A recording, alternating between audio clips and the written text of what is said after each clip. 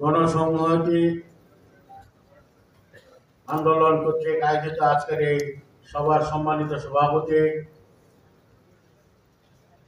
জনাব জুনায়েদ সাকি, উপস্থিত গণসংহতি আন্দোলনের বিভিন্ন পর্যায়ের নেতৃবৃন্দ, উপস্থিত আহত ও শহীদ পরিবারের ভাই বোনেরা এবং সুধীবৃন্দ, আসসালামু আলাইকুম। আমি শহীদ মুগ্ধের বাবা। শুধু একটি কথা আপনাদের জ্ঞাতার্থে বলতে চাই যে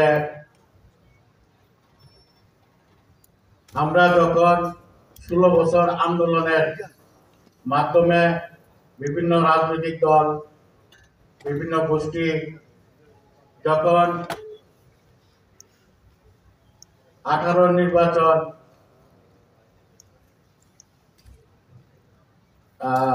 শেষ পর্যায়ে 24 নির্বাচন হয়ে গেল, যখন দেশের এমন এক পরিস্থিতি, বিগত ফ্যাসিস্ট সরকার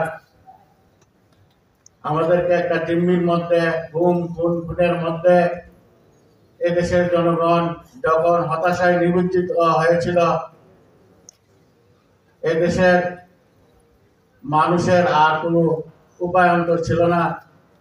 ঠিক সেই সময়ে আল্লাহর কুদরতি ভাবে ছাত্রদের বৈষম্যবিহীন আন্দোলনের মাধ্যমে এদেশের জনগণ আবার জাগ্রত হয়ে ওঠে এবং সেই আন্দোলনে বৈষম্যহীন ছাত্র আন্দোলনের সাথে এদেশের সর্বস্তরের, এমনকি কৃষক, শ্রমিক, মেহনতি মানুষ সহ ছাত্র জনতা এবং বিভিন্ন দলের নেতৃবৃন্দ একটা আকাঙ্ক্ষা নিয়ে এই আন্দোলনে শহীদ হয়েছিল। এই 24 আগস্টের গণবিপ্লব বা আন্দোলনে যারা শহীদ হয়েছে, শুধু তারাই নয়, পৃথিবী সৃষ্টির পর থেকে যারা জাতি, ধর্ম, বর্ণ এবং জাতির ক্রান্তি লগ্নে নিজেদের অধিকার আদায়ের জন্য আন্দোলন করেছে, শহীদ হয়েছে, সবার প্রতি আমি তাদের আত্মার মাগফিরাত কামনা করছি। বিশেষ করে 24 আন্দোলন যারা শহীদ হয়েছে, বিগত দিনে 90 আন্দোলন, গণ অভ্যুত্থান হয়েছে, 71 স্বাধীনতা যুদ্ধ হয়েছে, 69 গণ অভ্যুত্থান হয়েছে, 52 ভাষা আন্দোলন হয়েছে। আমরা আর কত রক্ত দেব? আমাদের ছেলেরা আর কত জীবন দেবে?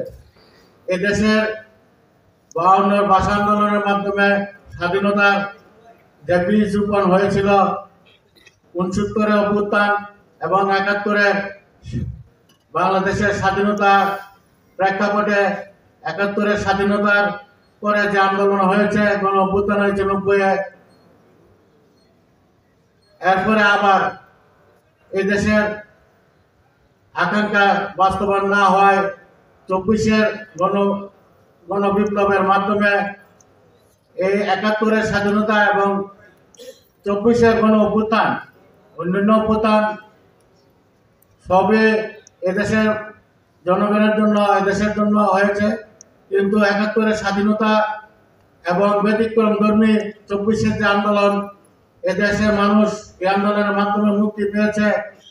স্বৈরাচার ফ্যাসিস্ট অন্য কোনো আন্দোলনে কোনো স্বৈর শাসক পালায়া যাইতে বাধ্য হয় নাই, কিন্তু এই 24 আন্দোলনের প্রেক্ষাপটে লৌহ মানব খ্যাত যে স্বৈরাচার শেখ হাসিনা তার দলবল নিয়ে পালিয়ে যেতে বাধ্য হয়।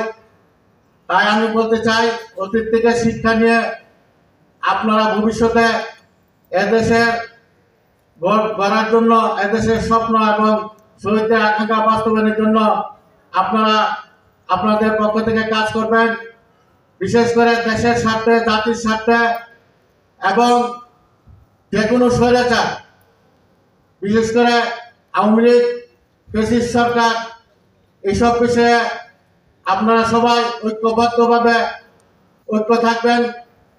এবং গণতন্ত্র, যেহেতু গণতন্ত্র হচ্ছে বিভিন্ন মতে একসাথে একটা সম্মেলন, সেই গণতন্ত্রের জন্য আপনারা বিভিন্ন মতভেদ, আপনাদের মতামত বিভিন্ন আলাদা আলাদাভাবে থাকবে, কিন্তু জাতির স্বার্থে আমি বলতে চাই, এখানে যারা আছেন বিশেষ করে গণ্যমান্য এবং রাজনৈতিক বিশ্লেষক, সমাজসেবক, আপনাদের কাছে অনুরোধ, জাতির সাথে এই আর যেন ভবিষ্যতে এদেশের মানুষকে, ছাত্র সমাজকে আর যেন রক্ত দিতে না হয়। বাংলাদেশ যেন বিনির্মাণের জন্য আপনারা এইভাবে কাজ করবেন, যেন আর যেন এই দেশের ফ্যাসিস্টের জন্য এবং এই দেশের সংস্কারের জন্য যেন আমরা একমত থাকি। সেই জন্য আমি বলতে চাই, গণতন্ত্রের মতভেদ থাকবে। আগামী দিনে এই 24-এর গণঅভ্যুত্থানে যারা শহীদ হয়েছে, আহত হয়েছে, তাদের জুলাই সনদ আপনারা অবশ্যই এই নির্বাচনের আগে এটা বাস্তবায়ন করবেন। তার পাশাপাশি এই দেশে যারা রক্ত দিয়েছে, শহীদ হয়েছে, তাদের দৃশ্যমান বিচার প্রক্রিয়া তো চলতে থাকবে বছরের পর বছর, কিন্তু বিচার প্রক্রিয়ার জন্য আগামী সরকার যারা ক্ষমতায় আসবে, তারাও যেন এই ব্যাপারে কোনো গাফিলতি এবং কোনো অবহেলা না করে, সেই দিকে লক্ষ্য রেখে বিচার প্রক্রিয়াকে আপনারা ত্বরান্বিত করবেন।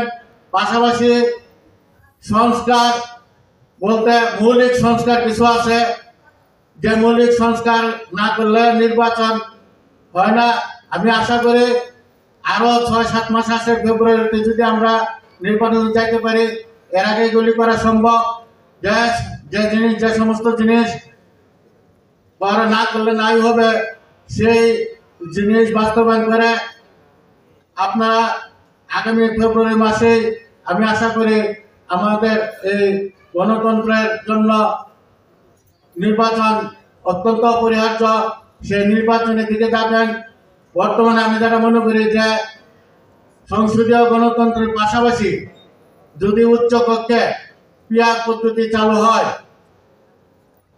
তাহলে আমার মনে হয় এদেশের জন্য ভালো হবে। কারণ ব্যালেন্স রাজনৈতিকভাবে, যেমন প্রধানমন্ত্রী ও প্রেসিডেন্টের একটা ব্যালেন্স দরকার, সংসদে উচ্চকক্ষ হলে নিম্ন কক্ষের যে কার্যক্রম পরিচালিত হবে, সেই কার্যক্রম পরিচালনার জন্য একটা ব্যালেন্সের দরকার আছে।